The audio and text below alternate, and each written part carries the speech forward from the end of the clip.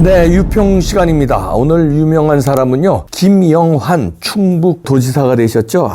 이분 참 파란만장한 일생을 사셨는데 오늘 제목이요, 변절에 대하여 하면서 자기 반성과 자기 일생을 얘기합니다.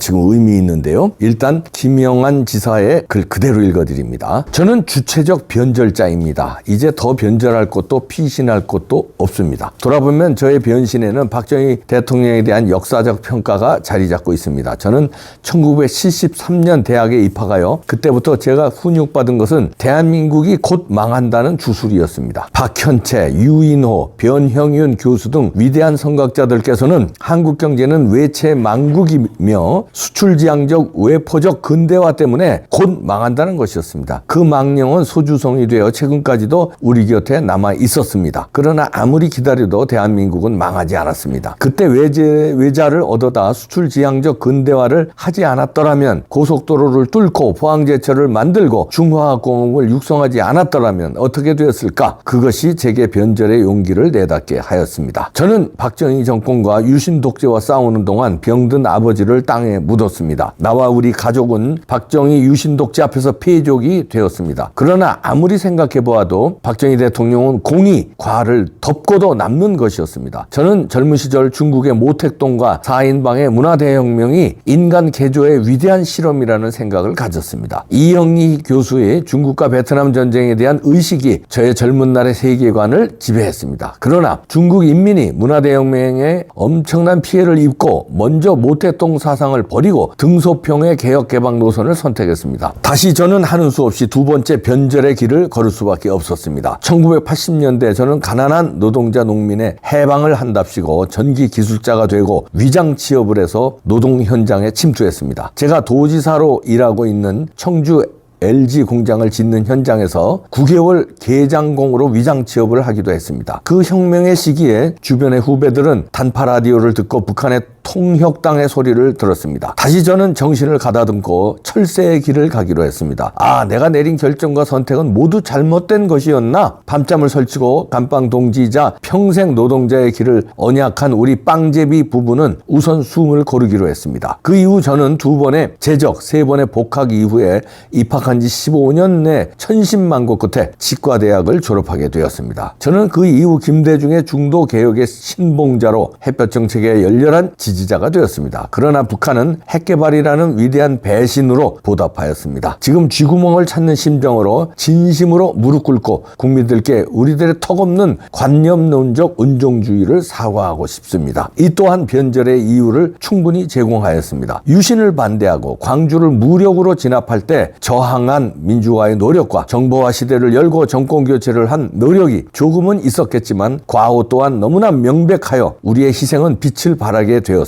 급기야 우리 두 부부는 역사 앞에서 고개 숙여 광주 민주 유공자증을 기꺼이 국가에 반납하기에 이르렀습니다. 이 너절한 저의 변절의 역사와 철새도래의 길을 되돌아보는 것은 이제는 더 물러설 곳이 없기 때문입니다. 이제 제게 남은 목표는 이런 과오를 씻고 오직 대한민국 후손들에게 매력이 넘치는 조국을 넘겨주는 일입니다. 지난 20년 전 청와대 김대중 대통령 앞에서 우리는 절대 IT 강국이 아닙니다라고 말해 장관들께 미움을 받은 적이 있습니다. 우리는 IT 강국이나 원천 기술이 없고, 우리나라는 과학 강국이지만 기초과학이 없고, 우리는 제조업 강국이지만 부품 소재가 없으며, 우리는 하드웨어 강국이지만 소프트웨어가 없고, 우리는 반도체 강국이지만 비메모리가 없고, 우리는 의료 강국이지만 신약과 의료기기 산업이 없고, 교육 강국이지만 창의 교육이 없고, 한류 강국이지만 기본 예술이 무너져 있다고 말했습니다. 그러나 그 주장은 지금도 크게 개선되지 않고 있습니다. 힘이 들더라도 이제는 기본으로 돌아가야 합니다. 그래야 대한민국의 발전은 지속 가능합니다. 수백 조를 넣고도 저출산 문제를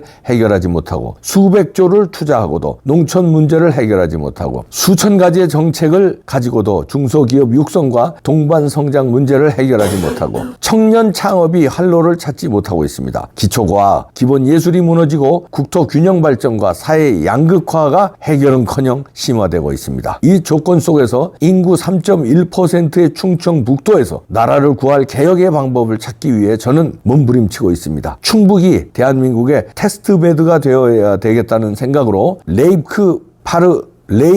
레이크파크 르네상스, 중부 내륙 지역 특별법, 의료 후불제 1억 농부 프로젝트, 10만 영상 자서전 사업, 도시농부와 근로도시자 사업, 각종 출산 장려 정책, 청년 창업 1,000억 펀드 조성 등 많은 정책을 실행에 옮기고 있습니다. 우리는 이 과정에서 레이크파크를 발견했고 중부 내륙의 가치를 발견했으며 생명과학에 천착하게 되었고 농업로 승부를 내기 위해 충북형 스마트팜을 만들 계획이고 과감하고 세심한 출산 장려책을 실천에 옮길 수 많은 구상을 하고 있습니다. 이제 저는 임진왜란 때 나라의 운명이 경각에 달렸을 때 면천법과 장미법을 시행했던 서해 유성룡의 개혁의 길을 따라갈 생각입니다. 윤석열 정부가 개혁에 실패한다면 저는 이제 더 이상 변절할 대상도 철사가 되어 몸을 숨길 도래지가 없습니다. 우리는 절체절명의 운명의 벽 앞에 서 있습니다. 지금 이 위기가 우리 대한민국 개혁의 마지막 기회일지도 모릅니다. 열과 성을 다해 양심과 애국심으로 대한민국이 재도약하는 날을 고대해 봅니다. 이렇게 김영환 지사가 페북에 글을 남겼는데요. 좀 글도 잘 써. 이분이 또 시인이에요. 그래서 시를 쓰시는 분이기 때문에 글 감각이, 그리고 또 이 글이 힘이 있는 거는 그 글에 진실이 담겨져 있을 때 힘이 있거든요. 여기 본인의 일생에 대해서 통렬히 자기 변절한 거에 대해서 사과, 깨달음이 여기 이 글에 녹아져 있기 때문에 이 글에 힘이 있는 겁니다. 그냥 아름다운 미사여구만 줄줄이 써봐야 공허하겠죠. 근데 이건 본인의 처절한 변절에 대한 반성. 이제 더는 물러설 곳이 없다. 자기의 운명과 대한민국의 운명이 여기 달려있다는 이 글에 힘이 있습니다. 이분 잘 알려진 대로 좌파 중에 좌파였죠. 그러다가 DJ맨으로 활동하다가 지금은 완전히 우파로 넘어와서 지난번 윤석열 대통령 캠프에서 큰 역할을 하고 지금 이제 지사까지 되셨는데 철새의 길을 온 과정이 대한민국 근현대사하고 같이 하네요. 따님이 결혼해서 몇 달 전에 그때 이제 저도 갔었는데 많은 분이 오셨더라고요. 근데 거기서 이제 시집을 딸에게 결혼 선물로 하면서 조금 낭독을 했는데 가슴 뭉클하더라고요. 고은 같은 시인도 있지만 김영환 같은 시인도 있구나. 그때 느꼈는데요. 지금 왜 이분이 지사도 됐는데 새삼스럽게 자기 일생에 변절했던 거를 반성하면서 이런 글을 페북에 올렸을까 생각해 보니까요. 지금 우리 상황이 절체절명의 상황이다. 이렇게 느끼시는 것 같아요. 이 글에서도 그렇게 썼죠. 마지막 부분에 우리는 절체절명의 운명의 벽 앞에 서 있습니다. 이거를 근데 대부분 국민들이 못 느끼고 있는 것 같아요. 지금 추우나 비가 오나 눈이 오나 그 광화문 광장에 모이는 그런 분들도 계시지만 대부분 국민들은 과거에 비해서 얼마나 풍요롭습니까? 난방비는 올랐다고 하지만 그래도 길거리에서 낳는 고통스러워하는 사람보다 편안하게 집에서 보일러 떼고 우풍도 없는 아파트에서 편안하게 잘 살고 있잖아요. 난방비 좀 투정은 하지만 절체절명의 순간을 못 느끼는 것 같아요. 지금 밥 굶는 사람 별로 없잖아요. 그러니까 절체절명을 잘 모르는 것 같아요. 근데 밥 굶고 우풍 있는 추운 데서 있어야만 느끼는 거 아닙니다. 지금 배부르고 등 따시지만 느껴야 됩니다. 지금 절체절명이에요. 왜냐하면 우리가 배고프고 추울 때는 이재명 같은 정치인이 없었어요. 그때 있었습니까? 30년 전, 40년 전, 50년 전 없었잖아요. 역사상 그런 정치인이 있었어요? 없었어요. 그리고 문재인 같은 지도자가 있었습니까? 감히 대한민국을 사회주의 공산주의로 넘기려고 5년간 발악을 했잖아요. 5년간 대놓고 연설하고 대놓고 정책을 펼치고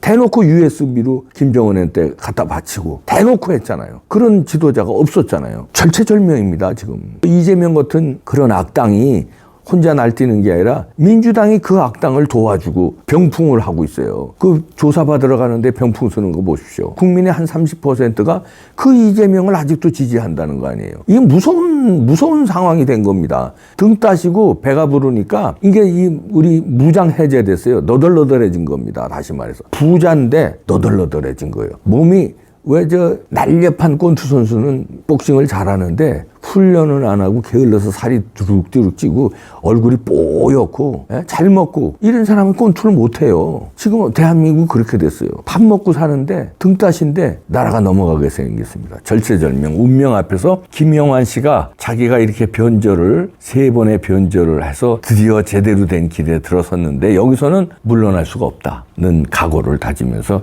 지금 우리 함께 나라를 지키자는 고백이네요. 윤석열 대통령 만드는데 큰 역할을 하셨는데 충청북도를 또 테스트 베드로 해서 진짜 선진 제도약을 꿈꾸고 있네요. 멋지십니다. 근데 여기서 레이크파크 그랬는데 한글로 레이크파크 이렇게 쓰니까 그걸 제가 잘 못 읽어서 처음에는 레이크파크 이렇게 썼다가 그 다음에는 레이크파크 영어로 이렇게 쓰는 이럴 땐 영어로 쓰는 게 좀 읽기가 김영환 지사의 의미 있는 도전 운명 앞에 선 제도약 응원하고요. 그것이 하나의 테스트 베드가 돼서 대한민국의 제도약하는 날을 꿈꿔봅니다. 일단 제도약도 중요하지만요. 이런 위기의식이 있어야 나라가 망하는 건 막을 수 있어요. 이재명의 이 횡포에 대한민국이 넘어가는 건 막을 수 있어요. 막아야 됩니다.